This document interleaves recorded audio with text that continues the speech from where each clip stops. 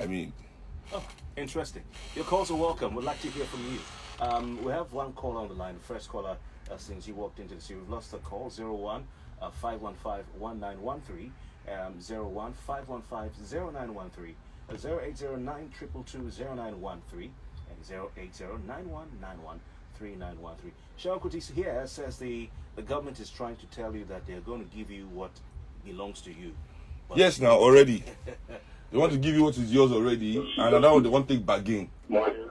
Hi, good morning. Yeah, good morning. My name is Oluwada. The first I wanted to ask, the other day I called you on your show. I don't know if I was asking any of the video flag or stuff, but I was actually traveling out of Lagos, so I couldn't continue the show. Okay, you want to ask if what? If actually I was part of the show that won your video flag. Okay, the tickets. Okay, I will check. Just give me a second, okay? Keep listening. I will check. Okay, then, Are we giving out tickets on TPP? No. The good news is that if they are sincere and they want to remove the stress of it, welcome, I guess. We'll suffer it for a while. But the money that they are taking from that process today, how judiciously will they use it? This same set of state governors that have become warlords, have become emperors, that they are deceiving the population to take their eyes off them, focusing only on the federal government, where the state government is collecting about 4 billion monthly security votes and is trying a national TV and people are being killed. What is using the money for, nobody knows. Nobody questions. So people's attention to go to the governors right now. They're asking them questions. What are the developmental projects they've been taking in their various schemes that could have helped alleviate the suffering of the people? They are closer to the people. Imagine the executive order to give local government autonomy and get this government start on it. They refuse. The digital autonomy, they start on it, they refuse.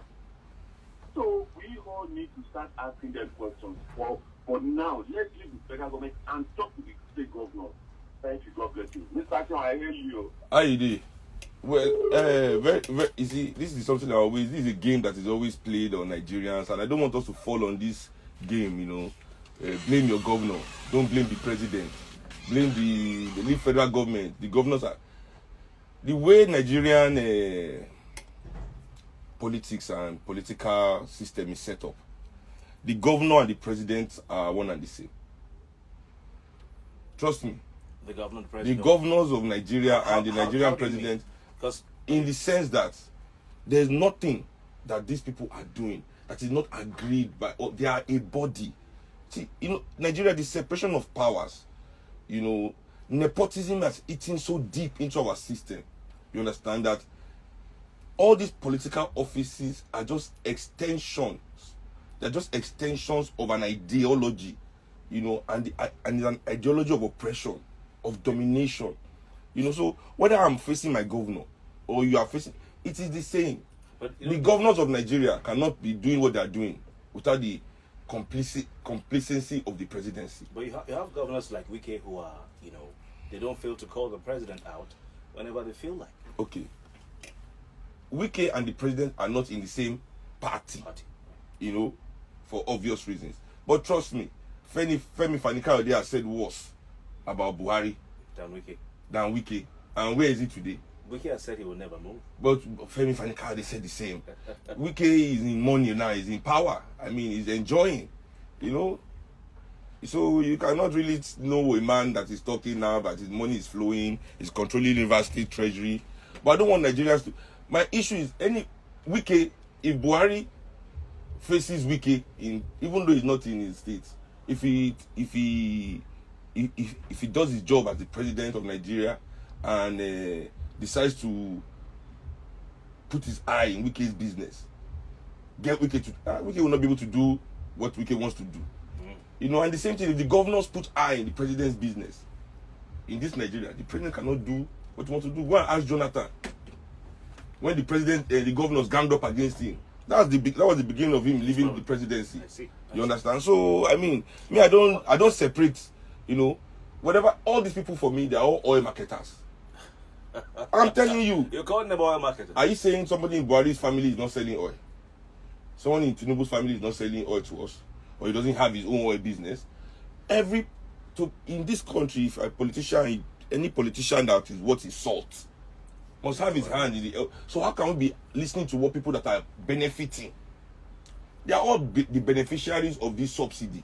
How this subsidy is being stolen is not beyond their purview. But we're aware that a lot of states have had issues with paucity of funds, you know, with the effects of the COVID-19 on the economy, you know, the recession that Nigeria was plunged into. Yes, but what has subsidy got to do with their... Are they the ones paying subsidy? So the monies that, like we heard last month, the finance minister came out to say that the monies that will be saved from the removal of the subsidy will be pushed into, you know, giving Nigerians money. You know, poor Nigerians will be given the money. But they've already done the maths. I mean, one of the most... I mean, even Dino Melaye came out and did the maths. You know, the money they're going to be giving us is more than the subsidy they say they're going to be saving. So let's just say that was a gaffe. That was all a misspeak by the finance minister, because it wasn't in the budget. If we save money from the end of the fuel subsidy regime, that money can be given to the states. Buhari likes giving money to states. You know, bailout funds, blah blah blah. If it gives the money to the states, maybe not Kogi State. Please look at this thing. As I said to you, look at this thing as a class. They don't only give money to states. They give money to banks. They give money to individuals to bail them out. I'm telling you. And it's not a good thing. Listen. Right now, AMCON is not a good thing because it is only for one class of people. See, if Nigerians like you and I could access loans without security, you know, grants and things like that, with the same ease that people like Jimo Ibrahim could access the billions that they are now trying to drag back from him. You know, it's not before somebody take loans, you collect collateral. So it wasn't only him. If you even remember, let's go back to 2012, 13, 11, with the whole first subsidy issue in 2011. Yeah. There was also the credit crunch. Okay. At that time, for subsidy, they were saying it was 50 billion a year. The government said they didn't have money. But the year before, that 2008, between 2008 and 2011, they had given over 100 billion in loans to people without collateral. And this AMCON loan, if you remember, they are saying how many people? They say 300 Nigerians or something are owing over 3-point-something trillion. Right? Mm-hmm. So if they can spend 3-point-something trillion on only 200 Nigerians, what are we saying about subsidy being too much for the entirety of the nation? All right. We have some calls coming through because I need to take you on some more on that. But we'll put this caller through. Good morning to you, the People's Perspective. What's your name? Hello, my name is Aisha. I'm calling back. Okay. What's your contribution, please? What I want to say is the politicians that have caged us like people cage, you know, the way they cage monkey and they give every time they give monkey banana, but monkey will just stop and be happy. That's the way the politicians are caging us. How can they be talking about something? You see, when they remove this thing, the suffering will be 10 times double. Now, where are we going to? Do they have what to do? Do they think about the poor masses? The poor masses eating from crab, from out. The politicians are. I just pray that God will surely help them. Okay, thank you. We have to pick other calls. Good morning to you, People's Perspective. What's your name? Good morning, Abby. No. We have Seun Kuti. Yeah, Seun Kuti is here in the studio. My name is Kofi. I want to agree with that first caller that said that we should tell our governors. Like the other day, somebody called and said that if our president should use the money he spends on traveling to build primary health center, it will be benefit. What concerns the president with primary health center? Is that his job? It's the job of the local government. But people want to attribute everything to the president. No, actually, sorry, madam. Actually, primary health care. Our governors. Listen, madam. Wait. What are they doing for us? Primary health care centers. They are crying there's no food. At least let them take control of food in their state. Okay. Well, you know, this is what I say. People don't understand. People don't understand how primary health care centers are actually federally run by the Ministry of Health. But you have state. The initiative, yes, but the initiative was done by my uncle. Okay. From the federal. Okay. That's how primary healthcare centers came into being in That's Nigeria. National Primary Health something agency, is it? From the Ministry of Health. Okay. Way back. Way back in 91, 92, and that's the beginning of... So, for me, it is not... The governor should be building. Federal should be building. Local should also be building. You understand? It's not that it is the responsibility of the local government. The state also has the responsibility to... The way they have state and federal universities. So, I'm going to say because there's a state university in Lagos, but the federal government has no responsibility to educate the people. But the point she's making is that we're putting too much attention, placing on the president. We are not putting too much attention. We are saying also have a responsibility. they are all failing. They are all failing equally. So whoever you choose to call, even food in Nigeria, land is federally owned. How do you go into food business in Nigeria? You understand? Without the, if you want to be a national, want to grow food in the basis of, feeding the nation, it has to be a federal effort. It has to be a federal plan that is, implemented in different states. States too will have their plan. Local governments should have their plan. What we are saying here is that both states, both federal, both local, nobody has plan. Nobody has plan. Right, Director, we hear that yesterday we heard that less than 20% of the nation's 30,000 primary health centers are in good condition. And even those ones, it's just management. They don't have a drug, they don't have facilities, they don't have equipment, and all that. You see, this is part of what I'm saying. This is the negotiations that we've been having. See, for every time that the government defunds public services, you understand, it is the Nigerian professionals, the workers, that they sell this dream to. I don't understand how they keep buying this false dream every time. Don't worry, private sector will take over. What government has no business in business. Let's remove our hand from educating our children. Let's remove our hand from the healthcare of our people. Let's let private. Let's remove our hand from the transportation of our people. Let's let private. That's how Danfo came about. Oh, really? Yes. When they came, that's what the Danfo then find. Say, government can provide this. Before look at what Danfo looks like today. But before, that's how they begin build private school. They were cheap. You send your child to a private school for almost nothing too. Just like public school. But now look at the difference in prices. So the more we agree to these elitist solutions to our problems, I'm saying categorically, they owe Nigerians the responsibility of refining Nigerian petrol here. Even these marketers that are talking, remove subsidy. What right do they have to import petrol? The solution to fuel subsidy in Nigeria is to ban imported petrol. The government of Nigeria must ban imported petrol. So let us now know what we are creating in Nigeria, how far we need to go to become energy sufficient. We must ban imported petrol in this country. It makes no sense for any Nigerian to buy petrol that is imported.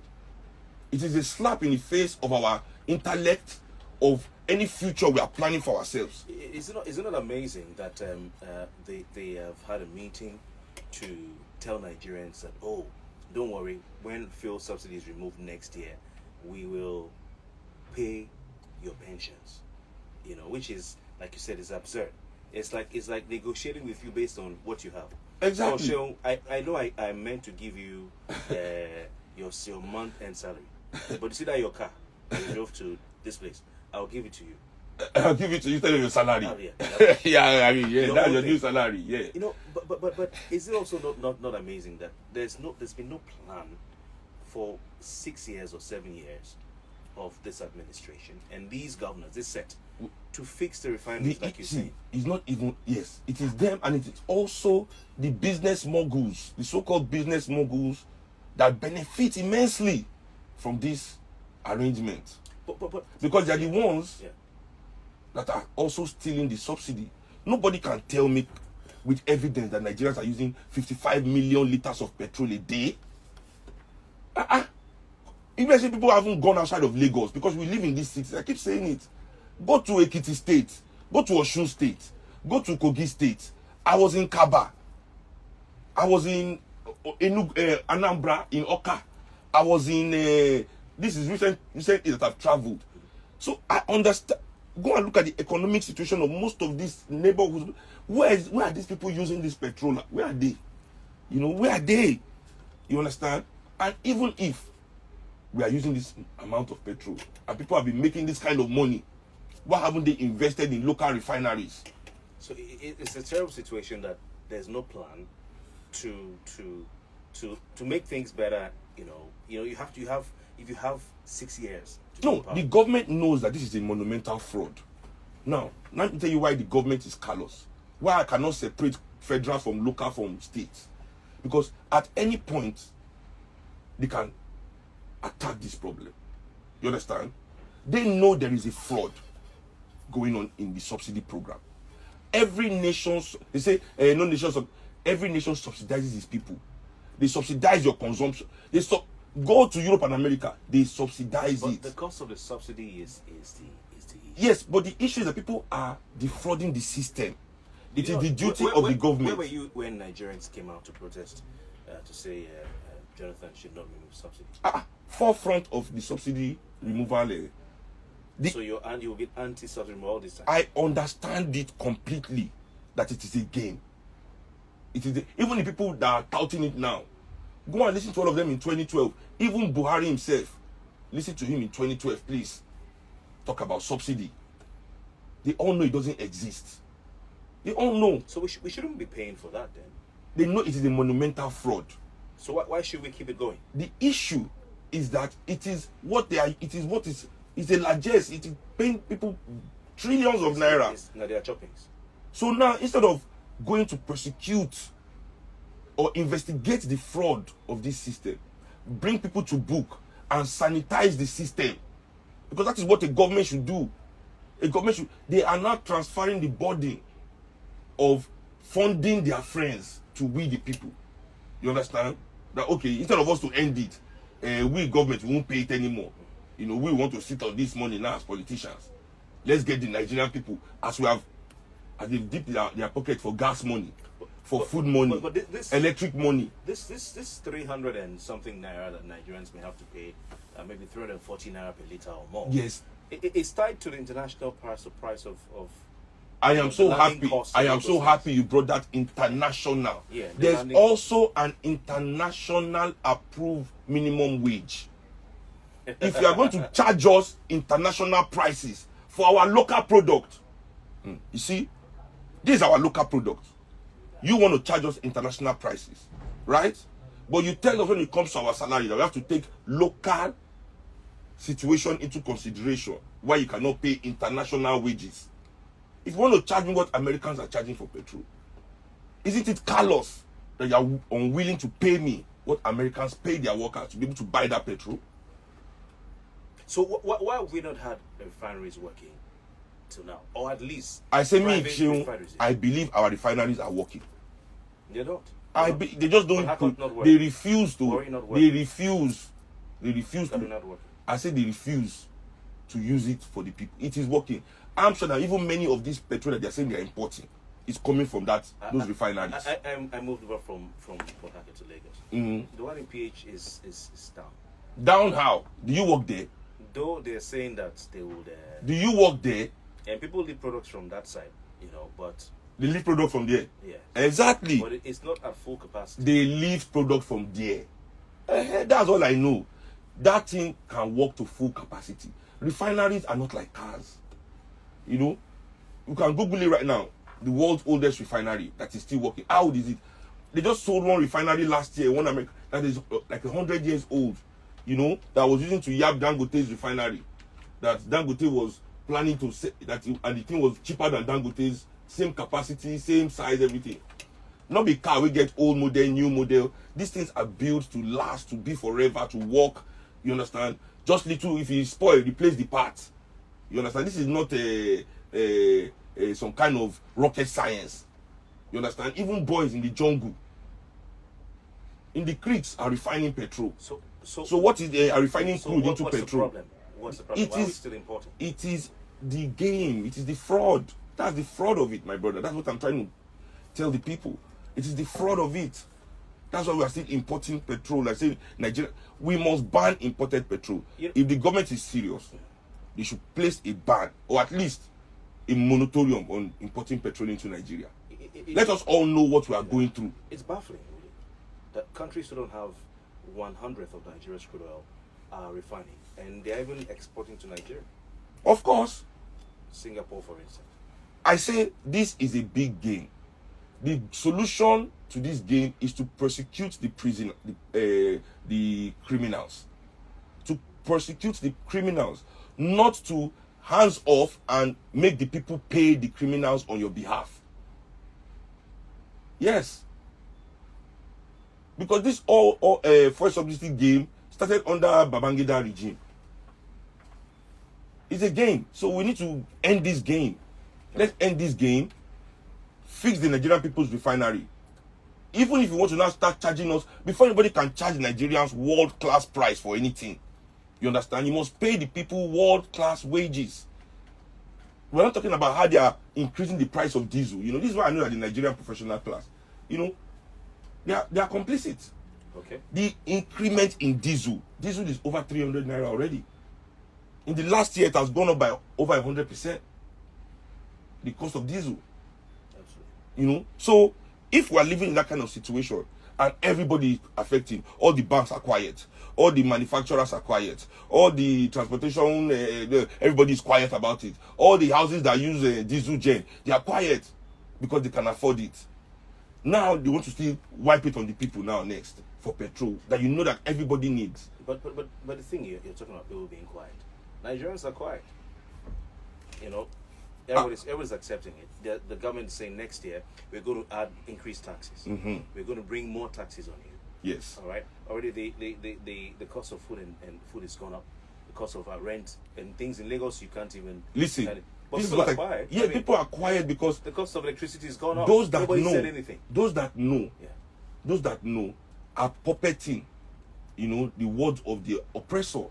That's what I'm saying. You see, like when a man, sells his vote, like when a man sells his vote, Yeah. you hear the journalist quick to say, "Oh, Nigerians must stop selling their votes if we want good politicians," forgetting that vote wouldn't have been sold if the journalist did not sell his own words to that politician too.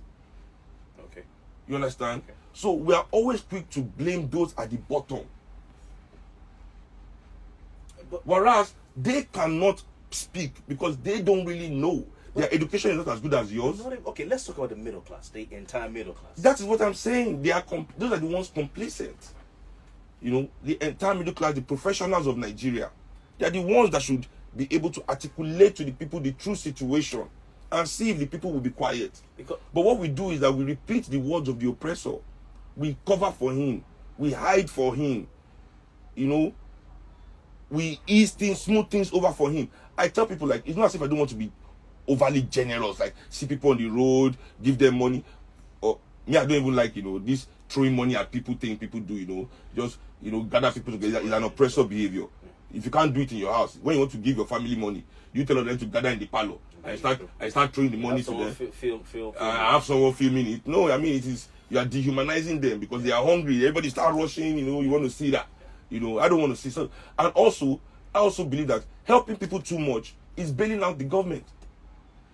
Because if people get hungry to a certain stage, they'll start asking certain questions. The reason why the government of Nigeria still exists is the professionals of Nigeria. We bail them out.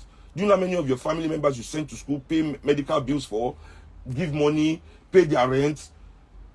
The system has failed them. But we, in the name of we are doing good, we prop up the government. We help everybody. We as the professionals. That's what we do. And they are happy that we do that for them. Because people will never get angry enough. But now when issues like this now still happen, that we are supposed to tell people, people you say you are helping. So that means you love them. That's why you are helping them pay school fees, helping them pay this one, being Mr. Do-Gooder, Madam Do-Best. Everybody is a good person, up and down, giving beggar money, giving this one money, try to calm down the polity on behalf of your masters. Okay, we agree. But now that we can see this issue, can't you tell them the truth? You love them. Oh yeah, analyze the issue, investigate the issue so that you can tell the people the truth, not regurgitate the words of the criminals that are stealing the subsidy in the first place. So how many of our senators are not involved in oil business? How many of our representatives? How many ministers? How many local government chairmen? How many governors are not involved in oil business. So if they're all involved, we cannot take their word for it. Maybe the middle class and even those below the middle class are busy fighting themselves, because it's interesting to note that the Nigerian Governors Forum, they came together, all of them, both the opposition and they all agreed, this is our position. We're going to do this together. This is our business. Sorry, our position. This is our position. Sorry, I misspoke. No, it's okay. Yeah. But and of course, the government is going to, federal government is going to push the monies to them, some money to them to say take. No, you don't understand. They don't need the federal government to push the money to them. They own these oil companies. The subsidy is being paid to them. Why I'm raising that point is, we go back to Kogi State, where the EFCC claimed that 19.3 billion naira bailout funds received that was meant to be used to pay salary arrears went some other way. And there's been this back and forth between Yaya Bello and his choir, and EFCC. Now they're saying they want to take the EFCC to court because that 19.3 billion naira is disturbing Yaya's campaign. Well, so somebody is going to somehow still, move from the federal government to the state governors on account of but they share money for the state governments every month. They allocate money to state government from federal. I'm telling you, Nigeria's business, Nigeria comes down from the presidency. Yes. It's not like states are not formed due to their viability. They are formed based on political interest. So when you form a state based on political interest, for that state to thrive, it will need the funding of its creator. Okay. How many states in Nigeria are viable economically? Have you seen the IGR, internal generated revenue Anambra, of most of the states? Lagos State. Okay. The rest? They need federal allocation to survive, to pay salary, to even do build one tarpaulin. There's no money in the states. Maybe that's why they're desperate to get this. Exactly. So those states were created for a reason, you understand? So, but even at that,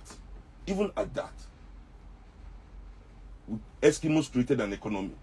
Even at that, you are around people. If it was a people-oriented leadership, they'll find a way to engage themselves that will create some kind of value that will spread around everybody. But just because it is a gimmick, Nigerian politics is a gimmick. Just like many African states, not only Nigeria. We have to remember, when we engage our states in many ways, we have to still remember that Nigeria or Ghana or Sierra Leone, these countries were not created by Africans. You understand? Nigeria was a British creation after they agreed with their European brothers, and they did not create it for the benefit of the people here. We must remember that Nigeria was created to extract our resources and exploit our labor. And the people they put in charge of us after they left agreed with them to keep it going. You sound like one guy who's in jail right now for treason. Who is that? The one who they had to bring in from Kenya.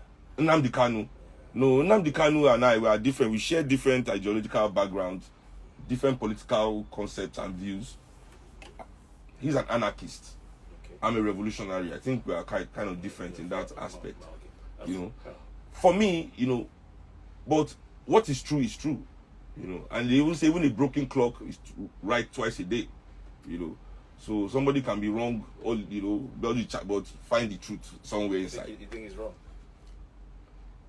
I don't think he's wrong or right. It's not my place to say if he's wrong or right. I'm not Igbo. He's not fighting for me. Okay. He says I'm from the zoo. Okay. Okay. He fights for Igbo people, so it's Igbo people that will speak on him and decide if he's their leader or not. I don't think he has plans for me, so I don't have opinions about him. I will move on from that.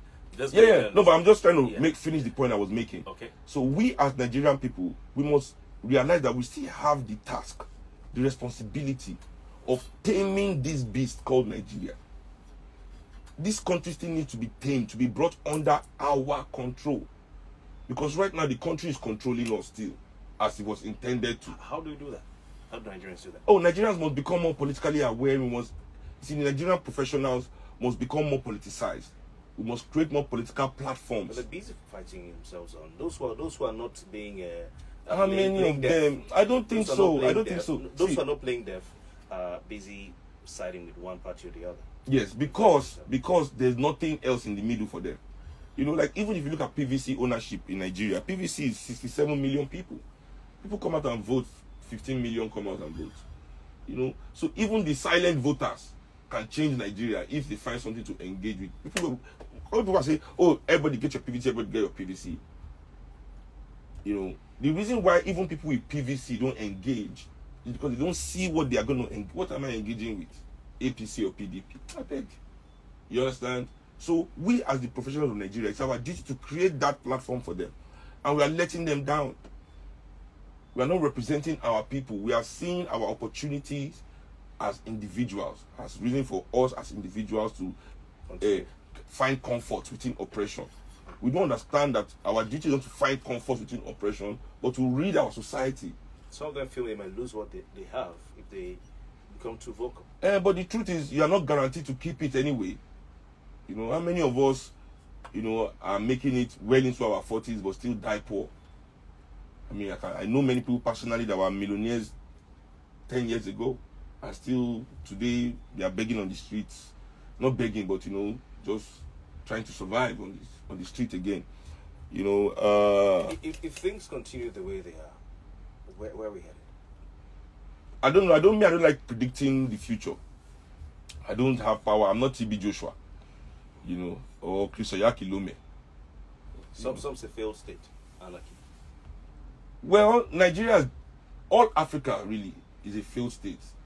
Because if we as a people respected our humanity, we'll realize that since 1990, the majority of Africans have been living in poverty.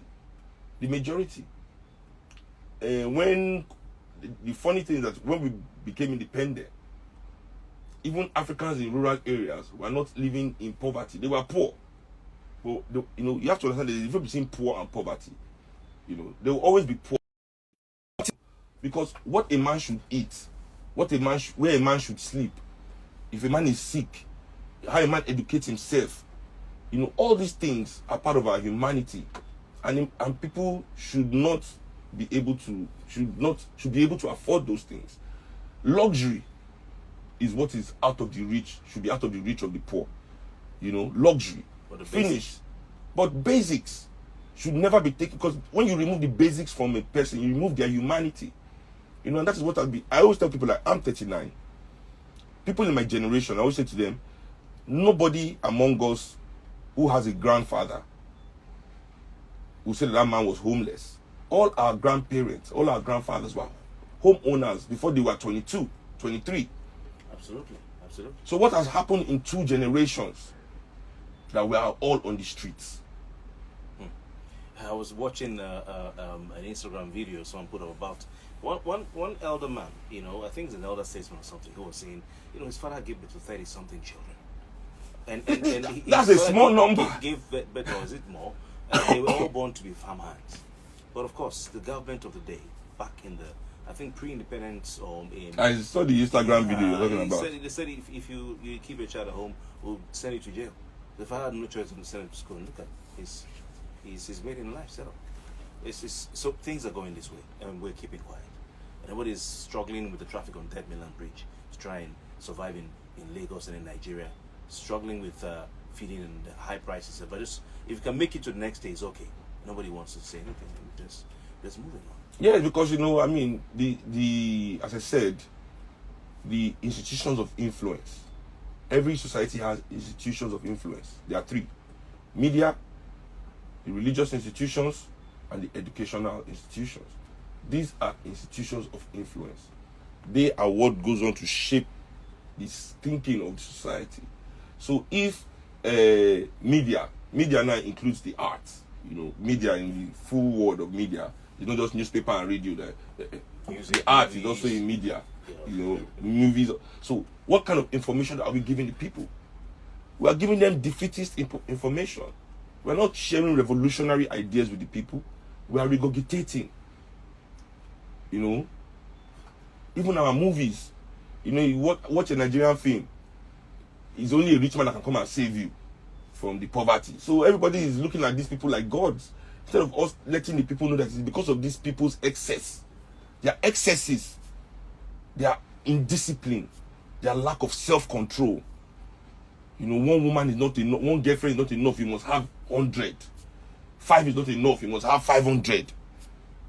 One car is not enough, you must have 1 million in 10 different countries. It's not okay if you have just a simple car. 10 cars are not enough for 10 houses are not enough for you. You must have 100 houses. We'll take one. And then I'm coming. Then the pastor says that is God manifesting as a blessing. There you go. Not that you are a glutton, not that you are greedy. That is blessing from God. You understand? And then education trains you to be like these people. So it is the Nigerians, as I said, the system is against us. We, the professionals, must understand that our duty is that since we've been able to raise up our heads more like this and the sea front, it's not to think that we have escaped, because we have not. It's for us to work to bring about the change that this country needs, to take all these institutions, all these evil spirits. It's true. It's an evil spirit, not an evil spirit like they say in church. Okay. You know, humanity is a spirit, you know, not evil spirit like church, you know. I get you. We want to move on now. We'll take a couple of calls and we look at this idea by a government in Nigeria to have Nigerians bear arms to protect themselves. Maybe to that point. We have a caller. Good morning to you. Hello, good morning, guys. Seun Kuti. My name is Remy, calling from Tottenham, London. Ah, Remy, welcome back to the show. You called last week. Yes, sir. You see, I believe strongly that the people got to get involved. Of course, as much as I do not blame them for the failure of the system, because the ultimately the system knows themselves and we know them. And it baffles me when I see that there's nothing the government lays hand upon that prosper.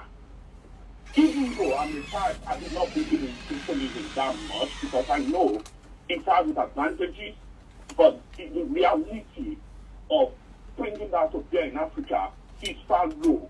But when you see the evidence of how socialism has worked in other parts of the world, you saw how Bolivians were living before Evo Morales came on board. You saw how the Brazilians were living in poverty before the savior Lula Silva came on board. And that gives you a reason that if we have forward-thinking people in power, things are possible. And that's why I'm going to use this medium to beg people. If you have voter card, if you don't vote, you are part of the problem. And also, we must put our money in politics. We must stop filthy money, dirty money from flowing into our politics.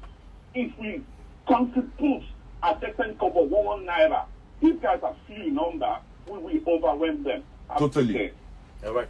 Thank you very much, Remy, for your time. Appreciate calling in. Adegwega Adedeji has sent in his own message here. It says the Nigerian Governors Forum, as it's called, is an illegal union and satanic group where agents of darkness meet to discuss how to steal and destroy. I don't know. Well, that's your opinion, but I've left one word out. Sean is laughing at that. Says, good morning. I like his analysis. That's right. It says, good morning, guys. Pay all outstanding when subsidy is removed by Nigerian governors. Who is deceiving who? Have you not been hearing all the promise and failed? They failed to fulfill. We are fools like them. Honorable Ade, off your mic. Okay. Thank you for your time. This is a Kewe Landscape from Delta. It says, please share on Kofi, that governor in the north that EFCC alleged has been drawing 10 billion naira yearly for the past 6 years, totaling 60 billion naira. Is a governor still in office? The same governor now will go and collect money to save subsidy from subsidy. The pensioners make it a thing called. The part that annoys me is when they make it look like they're doing us a favor. When they're actually you do your job. What they ordinarily should be our entitlement, my brothers. I beg, let's wake up from this Kofi, Stockholm syndrome. You know, Nigerian politicians are the highest paid in the world. Well, the Senate president recently revealed, they earn like 1.something million naira a month. How that one a story? Maybe 13 million naira. I say all that one a story. The allowances They're alone. well paid, The allowances. Buhari's feeding allowance is 3 million a day. Feeding allowance 3 million. Maybe he must chop one Eyimba. Buhari is on Eyimba diet. What diet are you on? Eyimba, 1 elephant a day. 3 million, bro. feeding allowance. What are you eating? Who are you receiving? Which guest? When last did any president of repute visit Nigeria? Maybe it's the perk of the office. That's what I'm saying. So that he has to pay for the food. it is the best. It is the best office. Does that money go to his pocket? It is the best office. It goes somewhere in his name. Or is it goes somewhere in his name. It goes somewhere in his name. I don't even want to know who. Okay. See all those. I don't even see my salary. It is your name. They collected it. Yeah. This one says, hello. Isn't it funny that they want to remove subsidy in 2022, a year before the general election? Nigerians think, oh, Henry from Sao Paulo. Nice to have you, Henry. This one says, just so you know, Kofi, every year since Obasanjo's time till today, billions of dollars have been earmarked for rehabilitation of refineries. Yeah, we know, because turnaround maintenance and all that. Yet no good results. So Harry and the cabals are a big colossal failure, and it hurts me because I supported him in 2015. Gosh. Chooks Ife will be back next week. Thank you very much for your message. The next one says, funds shared from the Federation account by federal, state, and local government. Is the Federation account not federal government accounts allocation? Is asking. The next one here says, good morning to you all in the studio. Nigeria's problem started the day we ignored our family values and placed money as replacement. Over here in Italy, Italians don't joke with family, and that has been the strength of their country. Kenneth is listening to us in Italy. Kenneth, thank you very much for your time. Let's quickly go over to Katsina State, where Governor Aminu Bello Masari has reiterated the call for Nigerians to be allowed to bear arms in self-defense as part of measures to... We don't get money for bullets, Joe. Curb the spate of insecurity, Who especially will buy bullets for us? in the northwestern part of the country. Nigerian army is complete that you don't have bullets. It's Nigerian citizens that want to bear arms. I beg you. Those who can buy bullets will buy. Israel, you know, because me, I know that we can't afford bullets too. Even though they bear with their arm. How much is bullet? I don't want to say I know how much bullet is. You didn't fall for that, but I mean, would it be a bad idea for those who can? Well, me, see, with guns, this is what I've always said. This with guns, I'm not a believer in the power of guns to solve anything or to be anything. Guns, for me, was the beginning of the decline of man. Really? You know, if you look into the history of guns and why the Europeans had, for the Europeans to create that gun thing, it was the beginning of our decline as man, because gunpowder has always existed. That gunpowder thing, the Chinese invented it. Okay. Everybody in the world had it, and you know what we used it for? To entertain ourselves. Fireworks. Africans, Asians, Native Americans, fireworks. It took a special kind of man to take that same technology and say, instead of using it to light up the sky at night, why don't I use it to light up my fellow man? I'm telling you, so for me, I've never really, even though we cannot shy away from it today, I don't want to believe that the African revolution and freedom must come by the barrel of a gun. It's like still we are kind of fighting for ourselves through the white man. That's it. Because I believe that our true revolutionary freedom and liberation is in our consciousness. So non-violent revolution. It's never about non-violent or violent. It's in our consciousness. There's a revolution waiting to happen within every African. I have fought mine, and I knew what it took to remove the oppressor spirit from my body, to decline his ways, to turn my back on him, to stop being his victim or his accomplice. I became his enemy. It was a battle to become that, and we all have that revolutionary battle that must be fought. So even if you give a gun to an African, if he had not fought that revolutionary battle between himself, he was a potential criminal. No matter what. That's why all our police and soldiers that are professionals, that are working and collecting salary, are also robbing us every day and night in checkpoints. So say that's a long talk, Right now, it's the truth. Nigerians have not had electricity. They're giving themselves light. Listen, if you give us guns, the issue is you potentially criminalize a lot of this population. Because when people are broke, because they don't have the political, ideological grounding, understanding where that arm should point. But at the same time, I always say to everyone, when it comes to guns, for me, it's better to have and not need than to need and not have. What? Guns. Yeah, but there's a but somewhere there. Yeah, no, there's no but. For me, that's how it is. For me, with guns, my own saying is that You know, they are dangerous. Whether you should, are you a gun person? I don't know. I always just say, with guns, for me, I believe it's better to need, it's better to have and not need, than to need and not have. Okay, all right. That's an interesting way to learn. Yeah. I mean, it's like Mao Tse-tung said, you are better to be a warrior in a garden than a gardener at war. Okay, yeah. Good morning. He's listening to you. Welcome. What's your name? My name is Peter Monte from Shododo. Hey, Mr. P, welcome to the show. Yeah. Now, let me quickly say something. Very quickly, please. If Buhari and the rest of the opposition members in the days of Jonathan told us that there was nothing like subsidy and that it was a scam, and then Buhari promised us refinery in a record time, I don't think we should be talking anything subsidy this time around. All questions should be on Buhari. Where is the refinery you promised us? Abi? Because fuel subsidy is a scam, and we know it is a scam. And they go everywhere, open filling stations, manned by their daughters and their sisters and their brothers, and then they make money from us. Thank you very much. We have to go. Cheryl, last word from you. We've been able to tackle two things, or you can summarize it all. Well, we Nigerians need to actually become, we need to start raising our consciousness. The Nigerian professional owes the Nigerian people a lot in terms of his alignment. You know, we must begin to align with the people and not the oppressor. We must make our societies ungovernable for them, you know, in this their way, except they want to govern on behalf of we the people. You know, we must begin to make those decisions so that at least our children can have a country to call their own, you know. All right. It's time for the news, everybody. Yes, I want to thank you very much for your time, show. It's been interesting.